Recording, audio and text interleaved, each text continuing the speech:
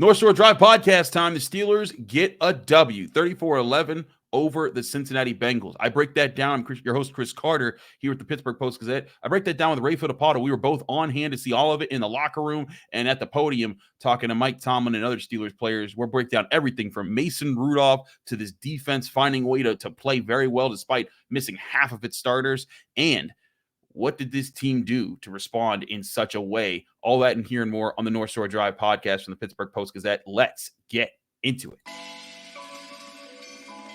You are now listening to the North Shore Drive podcast, a show on all things Pittsburgh sports from the writers of the Pittsburgh Post-Gazette, hosted by Christopher Carter.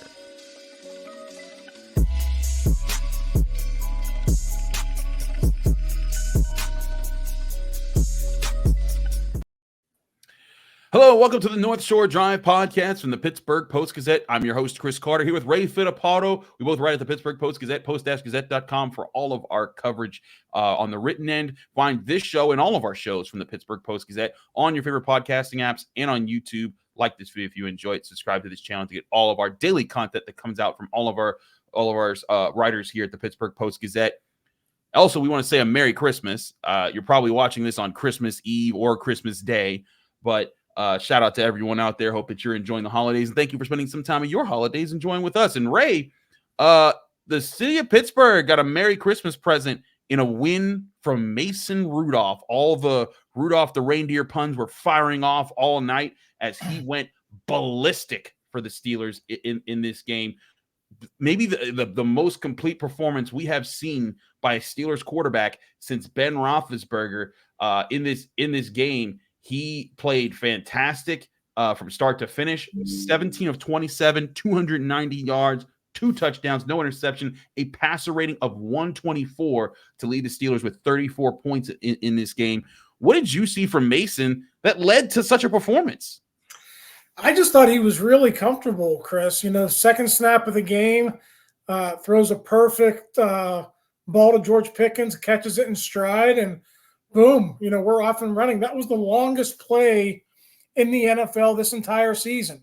Wow. 86 yards, longest play from scrimmage. So, and you saw it later on too on the 66-yarder. He had confidence to throw to Pickens and his other receivers in one-on-one situations. And the Bengals were giving the Steelers plenty of those opportunities. There was another pass attempt early in that game to Calvin Austin. Probably should have been pass interference on Mike Hilton. That ball was broken up, but that just showed the willingness for Mason to throw the ball deep down the field. I don't think he was prolific, 17 completions, but he was connecting on those deep balls. And when you connect on those deep balls and you get big plays early, that tends to back off the defense. And I think we saw that throughout the game. The Bengals were constantly on their heels. They didn't know where the ball was going, and I thought that was really key for that Steelers offense. I thought it was key too. And like you said, I don't think Mason Rudolph lit it up, but he gave you efficiency. He moved. Yep. He took what was there. We even asked him after the game in the Steelers locker, or the Steelers podium, and we asked him, Pat Freiermuth was a guy who the last time that they played, these two he played, had 120 receiving yards, crushed the Bengals, career high for him. And then in this game, not even a single target. We asked him if that was part of the game plan. He said, absolutely, it was to try to let the Bengals focus on him and then to go everywhere else. Pickens with 4 catches for 195 yards and 2 touchdowns. We'll get to him later. Robinson with 4 catches for 36 yards. Warren, 5 catches for 30. Johnson with 2 for 15. Washington and Boykin also worked into the mix here. Really impressive stuff here to just see the field. And I think that's all this is what we've been saying. It's all the Steelers ever needed from Kenny Pickett, from Mitch Trubisky, from Mason Rudolph. Just be a competent quarterback in taking what is there, and you will give this team a chance to win their football games and not win them going down to the wire, win them comfortably. Like, this is the first. When was the last time we saw a comfortable win from the Pittsburgh Steelers, right? I can't remember. It hasn't been this season. I can tell you that much, Chris. And, it's interesting. I think a lot of the opposing defensive coordinators are okay with giving the Steelers deep shots. Yep. And Mason was really the first quarterback I mean, Kenny took advantage of it once in a while, not all the time. Mm-hmm. If you think about it, Chris, Mason could have had 400 yards passing. If he leads Calvin Austin just a little bit more, that's Yep. probably a 40-yard completion. If he hits Deontay Johnson, that's probably another 40-yard completion where he missed Yep. him going down to the other end of the field. So, I mean, they were really, really close. Mason didn't play a perfect game, but, man, I thought he played the best football game all season long that we've seen from a Steelers quarterback. And to be honest, by a pretty wide margin, he was that good. I thought so. George Pickens also extremely good. 4 catches, 195 yards, and 2 touchdowns. First Steelers receiver since Antonio Brown on 2017 to get at least 195 yards through the air. Fantastic showing from him, I thought. And in a week where there was a lot of turmoil centered around him and his comments and his demeanor and his lack of blocking against the Colts. What did you think that you saw to him? Did you see was this a sign of growth, or was this just, hey, he hit on a couple big plays? Yeah, I mean, listen, Mike Tomlin has said this over the last couple of weeks. Winning cures a lot. People aren't going to be focused on the bad things when you're winning. And finally, they were able to win a game for the first time in December. So, it did show.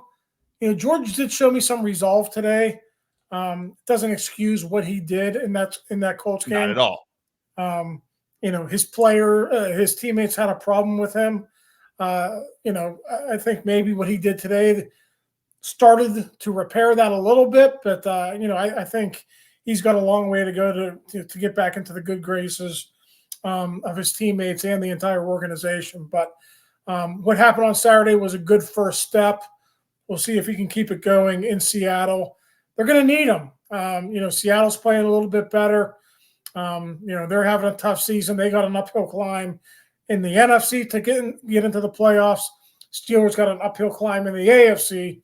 But if the Steelers are going to have a chance out there, George Pickens is going to have another big game, I think. Now the big question that everyone's asking right now, does Mason Rudolph start the next game if Kenny Pickett is healthy, Ray? And that's not an easy question. I think that there's mixed camps out here. There's one camp that says Kenny Pickett hasn't even had a game like that.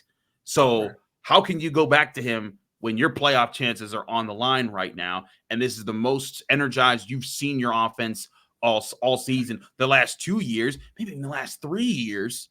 How can you go back to that? But also, if this year has been about evaluating Kenny Pickett, do you need to see these last 2 games and seeing him start there? I think there's reasonable sides to both sides of that argument. Where do you stand, Ray? I think you stay with the hot hand. I agree. I don't know that Mike Tomlin will do that, but anytime you're in a must-win situation and you got a guy who led you to basically, 27-point victory or whatever it was, 25-point victory. To me, the team's going to have confidence with Mason under center next week. That doesn't mean it's going to go well out there in Seattle. That's always been a tough place for the Steelers to win. But, I just think you reward the guy who got you that win. You reward the guy who kept you in the hunt, and then you give him one more chance to see what he can do against the Seahawks. I feel you. I think, and listen, that doesn't mean he gets to stay in the whole time. And, if he comes out bad, you can find other things to do. Yeah. You could put in Kenny Pickett then, but I feel like you said, the hot hand is what matters right now. It'd be different if Kenny Pickett was Ben Roethlisberger already. It'd be different if he had 4 touchdown games and was definitely the franchise guy, and everyone had seen those performances from him. But this is better than we've seen from Kenny Pickett, and he may very well get another chance at some point this season. But I think until Mason Rudolph shows you that he's not going to give it to you, you got to at least give him a shot back out there. We got to talk about this defense, though, because they played very well as well. And it was a spectacular performance with a ton of backups, and they may need even some more backups to play after a key injury. We'll get to all that in a moment here on the North Shore Drive podcast from the Pittsburgh Post-Gazette. Chris Carter, Ray Fittipaldo, talking all things Pittsburgh Steelers after their 34-11 win over the Bengals. But first, I want to remind you, this show is also brought to you by Mike's Beer Bar. Let me tell you about Mike's Beer Bar. It's the best bar in all of Pittsburgh. whether you're in the North Shore for whatever you're getting into. Mike's Beer Bar is the number one place that you got to be. They have the best beer selection in town, as well as amazing food options. They have over 20 televisions that you can watch whatever sporting event that you want. You can even reserve tables with a specific TV on your game of choice, and they will find that game, put it on, and while you're there watching that game, you can get one of their 500 different available beers, 300 of those beers being local, 80 of those local craft beers being available on tap at any point in time, and they're rotating new ones in and out all the time. Try their steak on a stone for an awesome meal where you could choose how well done you want every piece of your steak, because every time you cut a piece off, all you have to do is press it into that stone and you choose how well done you want every piece of your steak. It's an amazing time and an amazing bar at Mike's Beer Bar, the best bar in all of Pittsburgh. Go to Mike's Beer Bar for your sports fix and experience the best bar in all of Pittsburgh. And when you get there, tell them Chris sent you.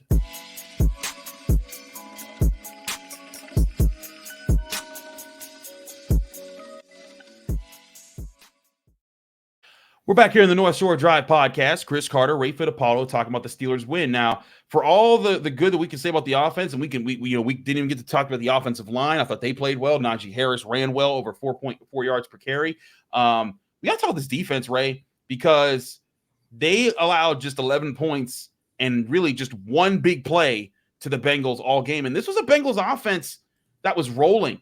If you go back and you look at their season, they had been moving, they had been figuring things out, and this was a team that was even with Jake Browning in, their offense scored 27 points last week, 34 points the 2 weeks before that. The only team that has held them to an average of about 10 points a game in their last 5 games is the Pittsburgh Steelers, and they did it this time with a bunch of backups.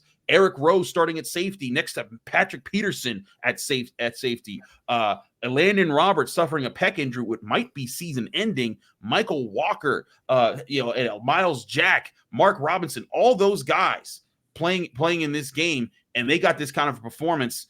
Did this impress you for how well that group came together, Ray, or did you feel like more so this was a case of the Bengals just throwing this game away? No, I don't think so. Like you mentioned, Chris, 34, and 27 since that loss to the Steelers in Cincinnati. So they were playing really well. So I give all the credit in the world to Terrell Austin and Mike Tomlin for getting this defense ready to play on Saturday. I got to give it to guys like Miles Jack. I mean, this guy was sitting on his couch. He told us after the game he was sitting on his couch playing Call of Duty. He was taking Zoom meetings. He just bought a professional hockey team in Texas, and he was doing day-to-day business stuff with that. He's been here for a month or so on the practice squad, and then he's not even expecting to play today. I mean, he dressed, but the only reason he played was because of Elandon Roberts. So, I mean, I feel really good for Miles Jack. He's a good dude. Got to know him a little bit last year, and he played really well today. Had a sack, had about 6 tackles. And you mentioned Eric Rowe, too. Eric Rowe had an interception that helped the Steelers get that double-digit lead early in that football game. So, we've seen this the last couple of games with the Steelers. Mike Tomlin was very deliberate on Monday when he talked to us. He basically said we got to put them in better positions to help us win. I thought the communication was better. So, whatever they did schematically to get those guys in better positions this week, they did that, and it was a long time coming because, those guys have been injured for a while now. They've had issues at backer for a while. They've had issues at safety for a while. They've been leaking, and finally they put an end to that leaking on Saturday with a big performance. It was a really big performance, and it was a team effort. This wasn't just TJ Watt taking over, though he did take over at times. He finished with 3 tackles and a sack. He forced at least 2 holding calls, a false start. He was terrorizing that backfield. Alex Highsmith, a sack and an interception. But like you said, Miles Jack, a sack in this game, 6 tackles. Eric Rowe, 7 tackles, an interception. Michael Walker, tackles. Mike Tomlin even said this. Part of their game plan was to take away the Bengals' passing game to their running backs. And they did. They got a 9-yard screen at the beginning of the game. And then the rest of it, They shut it down. Chase Brown, 2 catches, 8 yards. Joe Mixon, 2 catches, 7 yards. That's taking away a team's bread and butter. Yep, absolutely. And Joe Mixon has been really good the last couple of weeks. I mean, if you watch that Vikings game last week, and in those games since the first meeting with the Steelers in Cincinnati, he's been a factor in all those games. And in 2 games against the Steelers, I don't know that he had 100 yards from scrimmage. The Steelers have shut him down.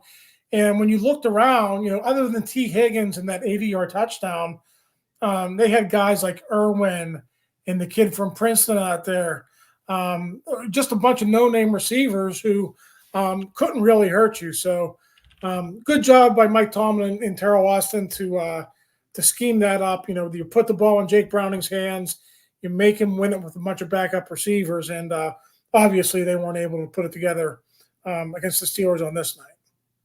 They weren't able to, and I think it's a really good sign. Also, Joey Porter Jr. in this game, when he was guarding T. Higgins, 2 targets, 1 catch, 15 yards. That was it. Joey Porter also gave a really hard time for Jamar Chase in the last game when he was healthy. I think the rookie continues to show that he's worth the trade that they used for Chase Claypool pick, and then using that pick on him. Yeah, it's going to be really interesting to see what they do over this offseason. Levi Wallace's contract is up. Patrick Peterson has a year left. Do you ask Patrick Peterson to go back and play more safety?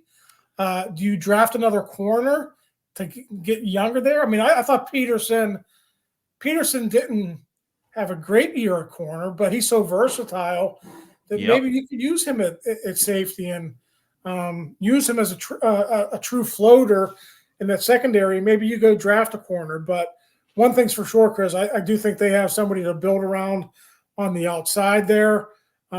Joey Porter Jr., when you're a rookie and you're following guys around like he did this year, pretty much in the entire second half of the season, it's going to bode well for you for the future. And I think he's only going to get better, the rest of this season and as we head into next season as well. That's a big, big positive for that Steelers secondary as they go forward.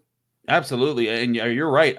Patrick Peterson, we talked to him, I believe it was Tuesday in the Steelers locker room, and he said he wants to treat the safety position as maybe a second career in the NFL, extending his time to be longer. And you're right. When he first got to the Steelers at cornerback, he was a bit of a liability in the early games. He was kind of getting taken advantage of. He couldn't play one-on-one with guys all the time. But as they started to feel out where his strengths were, that's where I think that they found some confidence. And they were like, hey, wait a second. Like, we know how to use this guy now, and he knows how to play within the system. And now, in a week where no Minkah Fitzpatrick, they were down 5 safeties. No Minkah, no Keanu Neal, no Trenton Thompson, no Damontae Kazee, not even Elijah Riley in this game. And you asked Patrick Peterson to do that, and he had not only did he get an interception, he kept the secondary together. I thought another really important part of this game was they did not stop disguising coverages, which is something I thought they would have to do. I thought with all the practice squad guys and the backups and everyone else, I just thought for sure this team is going to come up with a lot of man blitzes, keeping everything very simple and just saying, hey, we're going to play fast and hope we can speed up their tempo. And they did that sometimes, but they also had their complex disguised zone coverages. And for the most part, they still executed it. I think that Patrick Peterson deserves credit for keeping everyone in time there, as well as other guys that were leaders on the field. But I think that it's just a testament to this team being able to rally even with practice squad guys to play at what Mike Tomlin would say, a varsity level. Yeah, Chris, it reminded me of that game against the Buccaneers last year at Acrisure. Guys like Josh Jackson, who was called up from the practice squad. Yes. Maybe even I think there was one or two others who hadn't had a lot of playing time, and they go up, and they come up with a big performance that no one thought they had in them. So we'll see if they can do it again next week. I know the Seahawks are a little bit iffy at quarterback right now. We don't know if they're going to see Geno Smith or Jake Locke, but they've got some good receivers over there, and that Steelers secondary is going to have to be up to the task again. Absolutely. It's going to be a big question. But, Ray, I think the big question everyone's asking right now, what the heck do they do at linebacker if Elandon Roberts is indeed done for the season? Yeah, I mean, listen, Miles Jack is going to have to play. Michael Walker is going to have to play pretty much the full game.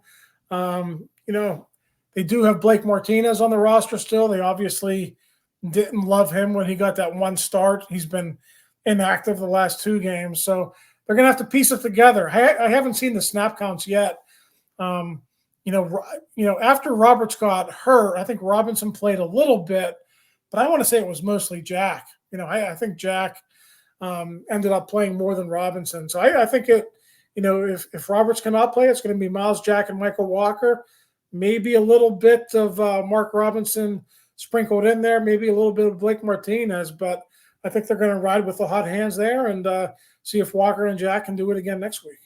I think it'll be an interesting test for them. I think eventually it will come back to bite them. It's just eventually that stuff averages itself out. But for this game and this performance, they deserve a lot of kudos for how they played in this performance. We'll talk about how this team as a whole responded to the adversity that was this past week, 3 weeks, month, because this team could have folded in a lot of different ways, and they responded with resilience. We'll talk about that here on the North Shore Drive podcast from the Pittsburgh Post-Gazette with Chris Carter, Ray Fittipaldo. But first, I want to remind you this show is brought to you by Savinas, Kane & Gallucci. Their mesothelioma and asbestos lawyers with over 85 years of experience. Call them now for a free consultation. That's Savinas, Kane & Gallucci. We're also brought to you by GameTime.co, where buying tickets to your favorite events shouldn't be stressful. GameTime is the fast and easy way to buy tickets for all the sports, music, comedy, and theater events near you. You ever had to buy tickets for an event and you weren't comfortable with how much you were paying because you weren't sure about how good the seats were? Maybe you see a scalper on the street and you're heading in. You want to see if you can get a great deal. GameTime beats the scalpers and beats the box office. Why? Because when you get to Game Time, you see the view from the seats. When you're getting in each time, you're getting the best price on all the options there, and you know that because you're looking right at it and you're seeing them, seeing the view from it, and you're seeing the prices. And Game Time is so confident with their prices that they give you a best price guarantee. If you have tickets at an event and you see tickets less somewhere else in the same section in the same row, you can tell Game Time they will get you 110% of the difference in credit back to you on the Game Time app. Download the Game Time app today on your phone and make sure that you can get the best tickets anywhere. Snag the tickets without the stress with Game Time. Terms and conditions apply. But download the Game Time app, create an account, and use code PITTPIT for $20 off your first purchase, or go to their website GameTime.co. And again, That's create an account and redeem code PITTPIT for $20 off. Download Game Time today. Last minute tickets, lowest price guaranteed.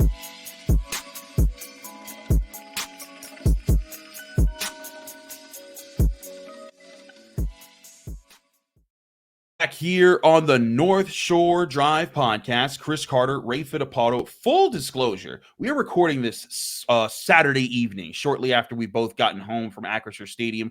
As we sit here, the Bills and the Chargers are duking out. The Bills, literally, as we are talking, just scored a touchdown to go up 6 points. I believe they're reviewing it right now, but it is still a close one here in that game. If the Bills find a way to lose this game to a Chargers team that is well done and out of it, it would certainly change the tone of the AFC playoffs.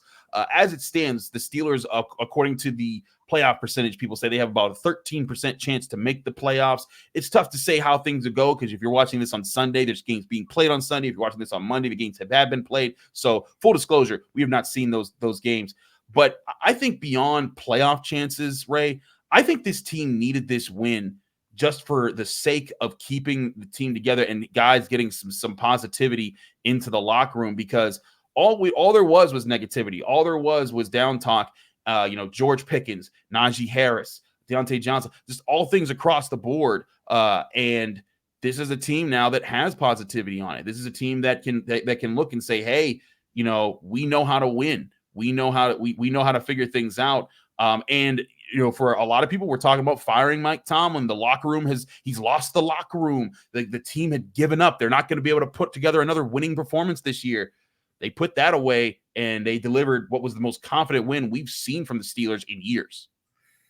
Yeah, I mean, listen, I give Mike Tomlin a lot of credit. He received a lot of criticism for the way he handled the George Pickens situation, but for one game at least, I think he was proved right. He said he wanted to utilize Pickens' talents, and second play of the game, he gets them off to a great start, and then they're off and running. So, I don't know how that situation is going to play out long term. Chris, you were in the media room for Pickens' post-game interview. It seemed like kind of like some of the same answers to me. Kind of, what did he say? He was going to keep receipts. He said he's kept the receipts when we asked him about the criticisms of him. For the people who criticized him, there's a lot of criticism. Ryan Clark criticized him. Ben Roethlisberger criticized him. It wasn't just people from newspapers who were writing columns about him. It was people who played the game and people who put on that uniform that were kind of disgusted by what he did. So, he was a little bit defiant in that post-game interview, but as long as he performs on the field, I think that's all that Mike Tomlin cares about. I think, the issue that the Steelers are going to have to tackle in the offseason is how do they fix him? Because I don't think they're going to be able to fix him in the next 2 weeks. It's a big question. Maybe they have fixed him. Maybe they haven't fixed him. I agree. In that press conference, he even gave a statement at the beginning, and I don't believe the words "I'm sorry" or "I apologize" were part of that statement. Where he was like, maybe I think I said some comments that we're against you guys in the media, but that's because I'm just like I don't want to misquote him. I don't want to misquote him because I don't have the quotes in front of me. We literally just got home, and I think we're still waiting to see what those exact words were. But beyond George Pickens, this is a team that had no synergy on offense, and it found synergy on offense in a game that they absolutely had to have it. This is a team that was down to 5th and 6th options at safety, 4th and 5th options at linebacker, and they still put together a disciplined performance. To me, that shows that this team still has potential and there's still something here. And I think for guys who you want to be here long-term, guys like Broderick Jones, guys like Joey Porter Jr., guys like Alex Highsmith, guys like, maybe Pat Freiermuth, Najee Harris, George Pickens, guys that you want to be part of the future core for this team. Wins like this build confidence. Wins like this show you what it takes to win in the face of adversity. Mike Tomlin talks about that all the time. I think that for this evening is more important than necessarily just playoff chances for what's down the line. They needed something like this for those young guys to embrace and learn from. Yeah, Michael Walker was talking after the game, Chris. Tomlin talked to the team on Friday, and he basically said, don't be afraid to go out there and fail. And Walker said that really resonated with him because we all know that Michael Walker he's had a tough time here since he's been inserted into the starting lineup. And he just went out there today. He said, you know what? I'm going to let it all out. I'm going to play hard. I'm going to have fun. And if I make a mistake, I make a mistake. But I'm not going to be afraid of making a mistake. So, I thought that was pretty key for him. And I think others on that defense, the way they went about their business today. I think there's something to be said for having their backs up against the wall. You don't want to be in that position with 3 weeks to go in the regular season, but given the circumstances that they were in, I thought they did a pretty good job of that. I thought so too. And also as we continue to talk here, it looks like the Bills, they took the touchdown off the board. Looks like they're about to kick a field goal to go up by 2 points with less than a minute to go. So that's certainly an interesting situation to keep following there. I'm sure people watching or listening to this show are probably like, yeah, they won, idiots. But we're doing this live as this game is literally going on. But Ray, I think that if the Steelers are able to rally here and they've placed a Seahawks team that's not all that good themselves, that could be a game that goes in a lot of different directions. This is a team that hasn't given up on itself, and this is a team that I think if they finish strong to this season, does it change the tone for Mike Tomlin and his situation? Now, you and I have talked about it, and I think both you and I said we don't necessarily believe he'd be fired after this season as it stands. But would it change? Mike Florio came out and said that he heard word that he's going to get an extension. I don't know how much I believe that Mike Florio has inside sources with the Steelers. But if they went out here, do you see maybe Mike Tomlin getting that extension, maybe by like another 2-3 years added on to his contract? Yeah, I think, listen, whenever Art does his postseason review with the media, he always wants to know certain things about the team. Was it finishing with the right trajectory? Are things going in the right direction for the following season? And listen, I don't know what's going to happen in the final 2 weeks. I don't know if they're going to be, 9-8, 10-7, 8-9. But if they can continue to play the way they did on Saturday and, continue to get those same results, yeah, it's going to bode well for how that goes in the offseason. The extension thing, Art has always kind of done that in the spring or the summer. This is a little bit of a different situation this year. He might have to do it a little bit earlier, so that it'll be interesting to see how that plays out. But if they finish strong, I think that would be even more incentive for Art to do that extension and get to sort of put that to bed early in the offseason. Certainly would be interesting here. Also, as we talk, the Bills have gone up 24-22. 28 seconds left. Chargers have no timeouts and a backup quarterback. I think that the Bills definitely have locked up that win there. Last thing here, Ray. So we look at this Steelers team. If you had an objective for this Steelers team to accomplish over this next week to prepare for the Seahawks, what is the biggest thing you're looking for them to show you that this team is able to take a step forward? Can you get off to another fast start on the road? I mean, I know the 13-point lead in Indianapolis didn't hold up, but when this defense can play with the lead, they can rush the passer, they can create turnovers, and they can make it really difficult on you. So if they can recreate that out in Seattle, if they can get a lead in that game and they can put pressure on the Seahawks to play catch up, I think that would be huge. And that first quarter for the Steelers. Best passing first quarter by a Steelers quarterback since 2018.